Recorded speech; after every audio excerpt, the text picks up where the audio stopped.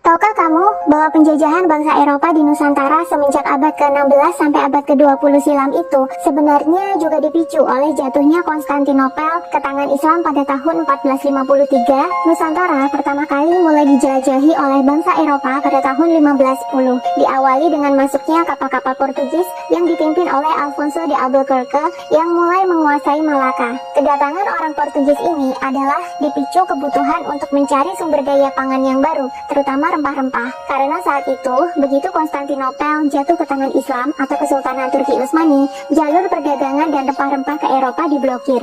Sehingga, mau tidak mau, bangsa Eropa harus melakukan penjelajahan sendiri ke Asia dan Afrika untuk menemukan sumber pangan baru. Karena saat itu, Nusantara sudah tidak lagi memiliki kekuatan militer dan maritim yang besar, seperti di zaman Kerajaan Majapahit dulu. Atau kalau kita ingat sejarah, saat itu, Nusantara sudah pecah menjadi kerajaan Islam kecil-kecil yang sebenarnya rapuh dalam menghadapi serangan luar. Maka dengan mudah orang-orang Portugis menghancurkan semua kapal-kapal orang Jawa. Bandar-bandar strategis di Nusantara juga dikuasai dan Portugis mulai menguasai perekonomian di sana. Keberhasilan Portugis ini kemudian memicu kedatangan bangsa Eropa lainnya ke Nusantara untuk melakukan penjajahan juga. Spanyol akhirnya datang, memerangi penduduk sekitar dan merampas objek-objek vital seperti pelabuhan dan pasar. Demikian juga dengan Belanda. Sejak itu dimulailah masa kegelapan dan perbudakan di Nusantara yang dipenuhi dengan begitu banyak konflik dengan raja-raja lokal. Kemenangan Turki Utsmani atas perebutan Konstantinopel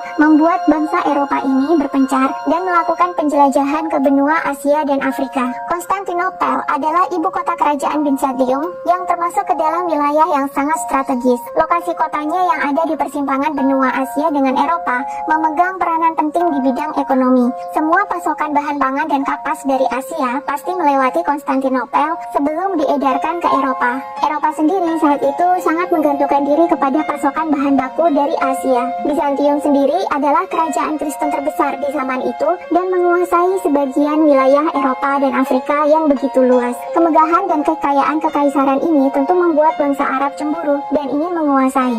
Konstantinopel sendiri berkali-kali menjadi target penyerangan bangsa Arab untuk ditaklukkan, karena dari sinilah pusat kekuatan Bizantium itu berada. Agama pun dijadikan dasar perang untuk menaklukkan wilayah ini. Bangsa Arab yang Islam menganggap Bizantium adalah negeri kafir yang harus diislamkan, sedangkan orang-orang Bizantium yang sangat kental dengan kekristenan menganggap Islam adalah musuh Kristus yang harus dilawan. Jadilah penyerbuan berkali-kali terjadi di Konstantinopel sehingga melahirkan perang salib berjilid-jilid yang dibalut atas nama agama. Kisah penaklukan Konstantinopel ini dikisahkan secara lengkap dan objektif di buku 1453 ini. Kalau kalian penasaran, bisa baca sendiri.